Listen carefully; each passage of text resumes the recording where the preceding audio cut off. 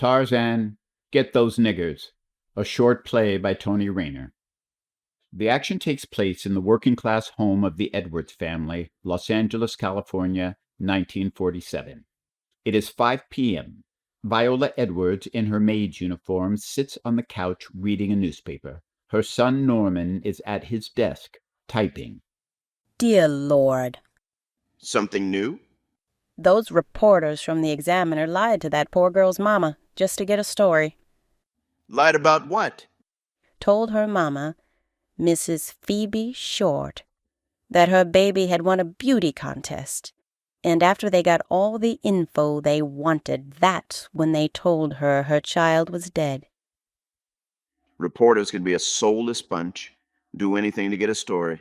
Don't care what they invent to spice it up. Wasn't it the Examiner that came up with the nickname Black Dahlia? I think you're right. But whatever anyone says, true or not, one thing hasn't been spiced up. That girl, Elizabeth Short, died a horrible death. Whoever did this is as evil as a lynch mob.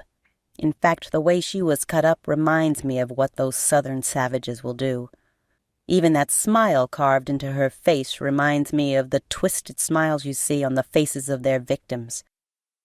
Maybe you shouldn't read stories like this, Mama, if it's going to bring back so many horrible memories. Sweetheart, those memories are never far from me.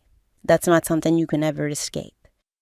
It's just that reading about the nightmare experiences of others just reminds me that us Negroes are not the only victims of the worst of mankind. The difference is there isn't a Negro alive or dead, at least in this country, that hasn't experienced some of those dark inclinations. Things in Los Angeles aren't always that much better than what it's like down south, but at least it's good enough to make breathing easier. I just thank God you never had to live in that craziness. Mr. Johnson says that too many of us Negroes have to be shown and convinced that we deserve total equality. It's the white man that has to be convinced, not us. I don't know about that. Mr. Johnson believes that 300 years of living in bondage and having the idea that we're nothing beaten into us can't be overcome in 80 years, not even 150 years. Especially with mighty forces still bent on preventing it. Johnson, you know your daddy blames him for you dropping out of school. He never suggested or encouraged me to leave pre-med. I made that decision completely on my own. I'll admit that my time with Charles S. Johnson had a profound influence on me finally making up my mind. I know you've always been on the fence when it comes to being a doctor or a writer, but all your daddy sees is that before you met Johnson it was medical school, and after you met him it was a writer. And now he wants you out of this house. It's okay, Mama. If he really meant that, maybe it's better that I don't live here. There's been too much tension lately anyway. It ain't okay with me. What would I do without you here, Norman? Who would I talk to? Daddy will still be here.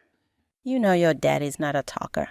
Oh, he might talk and listen when it's really important, but otherwise might as well be talking to a brick wall. I'm sorry, Mama. Well, nothing for you to be sorry about. You gotta live your life. I'd just miss having you here, and I'd miss all the talks. We'd still have our talks, I promise. Just not as often. Shedrick returns home from work, dressed in his chauffeur's uniform. He removes his hat and jacket and hangs them on the coat rack. Shedrick, you home early? No. I better get a wiggle on. That woman flies off the handle if I'm even 2 minutes late. Here's your newspaper. Shedrick takes the newspaper and sits in his chair. Where's my Coca-Cola, Viola? Sorry, Shedrick. She exits. Shedrick opens the newspaper and begins perusing. Viola returns with a full glass of Coke with ice and a full bottle. Here you go, honey. She places the glass and bottle on the side table next to her husband. They give each other a quick kiss, and Viola grabs her purse from the coat rack. Now you two play nice. She exits. Norman watches his father, hoping to be acknowledged.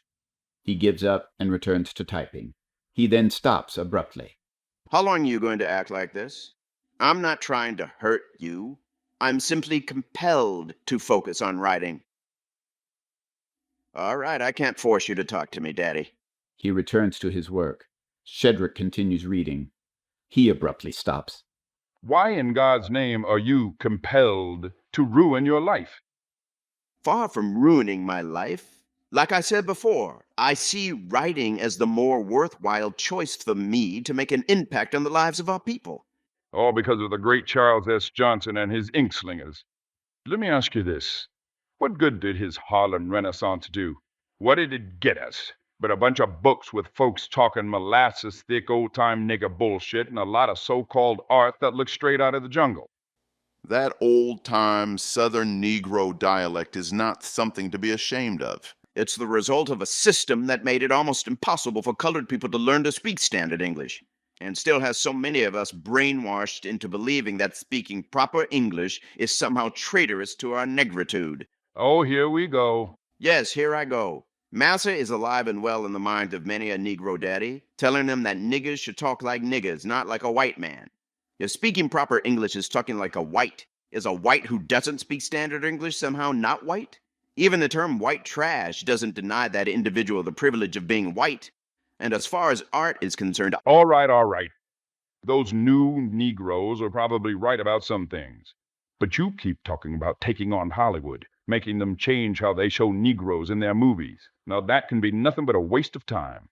Most of those people making movies don't show us the way they do because they hate us. They do it to keep making money from the ticket buyers that do. One writer, no matter how good he may be, is not going to put a wrench in that money-making machine. Daddy, it is more than just one writer who's going against the practices of the film industry. It's a growing army of writers and journalists dedicated to forcing Hollywood to broaden significantly its depiction of us. My God, if Hollywood showed as many responsible, intelligent, tough, and educated Negroes in their films as they do overbearing or silly maids and exaggerated coons, we'd probably be laughing at the maids and coons too. Mantan Moreland and Pigmeat Markham are arguably talented performers, but their buffoonery is based on a very small part of the total character of our community. I look forward to doing everything I can to throw a wrench into that machine. And find work as a janitor to support you while you're doing all this worthwhile work? Or has Charles Johnson offered to pay you a salary? If I have to work as a janitor, then so be it. Your mama and I haven't worked for 20 years to see you stuck in the same kind of bottom-of-the-rung job that we've had to do. Only a handful of our people are doctors, lawyers, scientists, and such. You have the chance to be one of the handful instead of one of the most, son. Doing this work does make me one of the handful. I'll be doing exactly what I want to do, changing the way the world views the Negro, and most importantly, how the Negro views himself. But still a janitor. I don't care. As long as I can keep a roof over my head, food in my stomach, and paper in my typewriter. Most whites have always had the freedom to risk everything, to starve if necessary for what is everything to them. I'm determined to taste some of that kind of freedom, Daddy. I wonder if you know what you're talking about, because I don't know what you're talking about anymore. Who in the hell ever heard of anybody wanting the freedom to starve? We've always had that freedom. I wish I knew how to make you understand. There's nothing to understand. You're talking like someone whose head had a recent meeting with a steel pipe. Now, I want you to stop this crazy talk and get yourself back on the ball. You're going back to pre-med and then to medical school, and you're going to be a doctor. I've never wanted to be a doctor. I've always wanted to write. Boy, don't you stand there and lie to my face. You were always going to be a doctor. Writing was just some secondary hobby. I'm not as stupid as you think, smart boy. I tried to tell you, but the expression on your face made it clear that you had no interest in hearing. What was I doing late at night, Batty? What am I always doing with every free moment? Writing. That's what I do. I write. Look at these stacks of papers. They're always here. Did you think all this was my high school homework? You always got good grades, so why should I concern myself about what's on your desk? I don't know. Mama did.